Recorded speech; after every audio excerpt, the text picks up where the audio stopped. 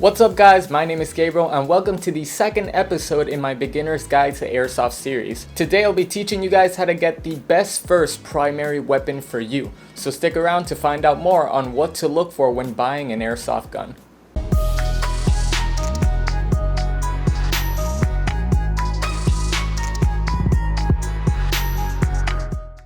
So funny enough, a good friend of mine, Escalera,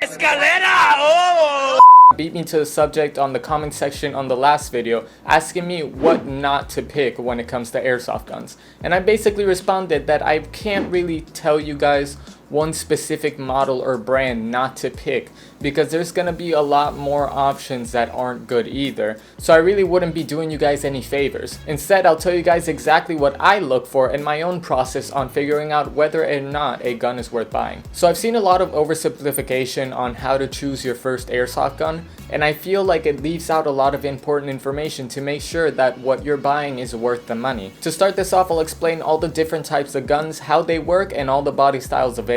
Once you get the overall gist and know what category you're leaning into, I'll tell you guys the key things to look out for to not only make sure that the gun that you're getting is in your preferred category, but that it's also worth the money that you're going to be spending on it and that you'll get good performance out of it at the end of the day. So I've already done a couple of reviews on very different yet beginner friendly weapons that you can check out on my channel and give yourself a head start to see what you're looking for. So let's start by the different categories of power source. There's AEG, which stands for automatic electric gun. There's CO2 and green gas, spring powered, and HPA, which stands for high pressured air. AEGs are by far the simplest and most popular choice out there. It works by compressing and releasing the piston using an electric motor powered by either a nickel metal hydride or a LiPo battery. These guns have incredible consistency shot to shot, and they often last you an entire game stay on a single charge. They're highly upgradable, durable, maneuverable, and pretty simple to maintain. The only downside that comes with AEGs are the internals. The gearboxes in AEGs tend to be very complicated and not very easy to work with if you're a beginner. So in the off chance that something might go wrong inside of your gun's gearbox, it would be more likely that you'd have to take it to a certified technician to get it fixed. Next up, we have CO2 and green gas weapons. The reason that I put both of these in the same category is because it's the same concept of power source, and most of the times one weapon can use either or, since the gas reservoir is stored in the magazine. Now, gas weapons really take the cake on realism because they have this thing called gas blowback, or GBB. Gas blowback weapons simulate the recoil that a real firearm would have, expanding the immersion factor into it. Some gas weapons aren't built in with blowback, but the most popular alternative of the two is the blowback version, since most people prioritize that feeling. So the way that CO2 works is that you buy these small 12-ounce CO2 canisters and you put them into your magazine or some sort of compartment in your gun and screw them in and you're set. Green gas, on the other hand, is basically propane without the smell and some added silicone oil so that it lubricates your internals as you start shooting. Green gas tends to be a lot cheaper than CO2, and it can be even cheaper if you decide to use regular propane and just add your own silicone oil. Overall, CO2 gives you a higher power output, and green gas gives you a lower power output, but it is softer on your internals. Gas weapons require a bit more maintenance than their counterparts and hold less ammo since that's where the reservoir is, but the experience that you get on how realistic it is really makes up for that. Next up, we have spring weapons. So spring weapons work by manually cocking the spring back for each shot. Spring weapons are the most consistent shot to shot since there are less components that affect it throughout, and are also the most convenient since the only power source that you need is the player themselves. The downside for spring weapons is that since you have to cock it for every shot, it makes you much slower than all of the other players that have semi-automatic and fully automatic weapons. For this reason, the most popular alternatives are usually snipers or shotguns, since they're already single shot weapons by nature. And lastly, we have HPA guns. Now, HPA guns use a tank of pressurized air that players have on their back, usually in some sort of backpack. By having this tank, it lets you regulate how much airflow you want to go into your gun, giving you full versatility on the FPS. These systems have an incredibly high rate of fire and are amongst the quietest out there. The issue with HPA systems really comes down to the cost, since the upfront cost is very expensive and you have a lot of parts that you need to work with. That mixed in with the fact that you have a hose tied to your gun, sometimes it might be a little bit cumbersome, but even so, it is a great alternative if you have the money for it. HPA weapons are often considered to be one of the best performing weapons out there. So having known this, which one should you pick? Now that you have the basic understanding on how each of these work, it's up to you to choose which one you think matches your needs the most. My own personal opinion is that the AEG is the easiest for a beginner to pick up and have fun with, since all you need is to charge the battery and some minimal maintenance. Plus, if you really enjoy your base rifle, it's very easy to upgrade it to outperform a lot of the expensive rifles too. But regardless of that, each of them have their own advantages and disadvantages. Me and all of my friends have chosen different styles of airsoft guns, and we're all having just as much fun with them. As long as you know how your gun works and you know your advantages and disadvantages, you should be just fine with any of these categories. Now, if you plan on choosing a pistol, know that you will be sticking to the CO2/green gas route, since it's usually how they're produced, although you can add an HPA adapter to it.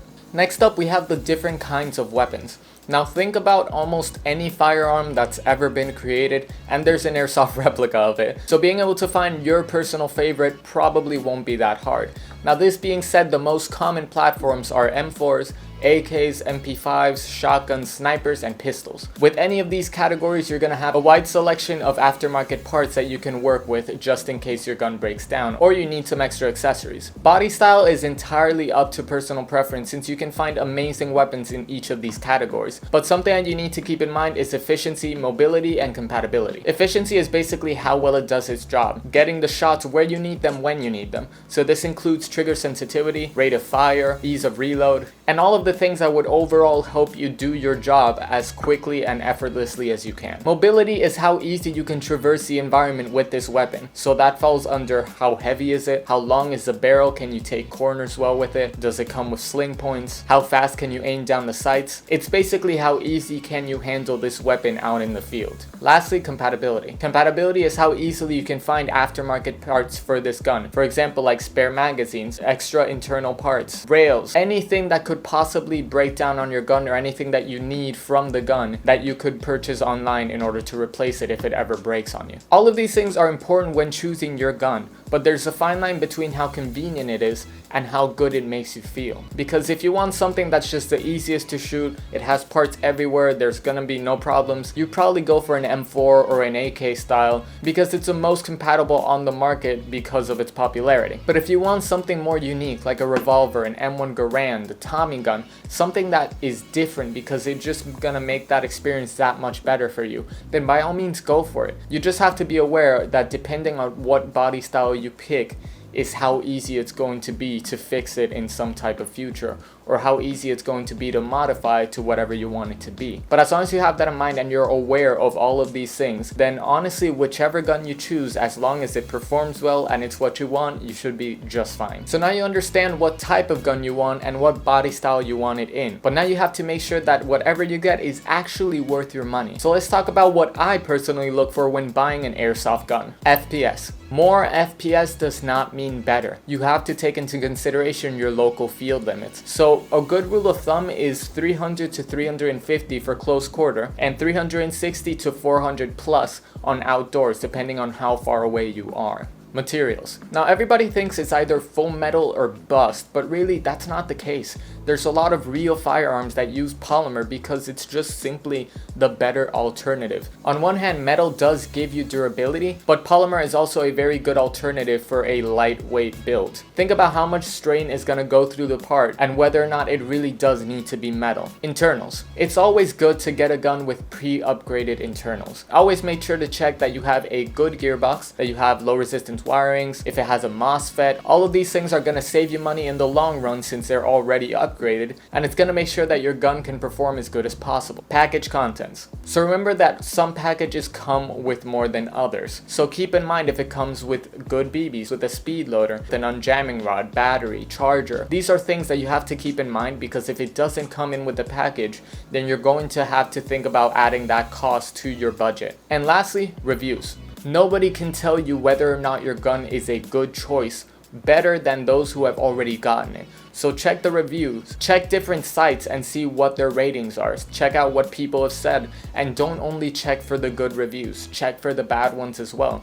Because even if the bad ones were just duds, you need to know what could possibly happen to you. Look up YouTube videos and see the gun shooting and make sure that it performs exactly how you would have thought it would, and get that visual feedback as well. So that is basically everything you need to know on how to get the perfect gun for you.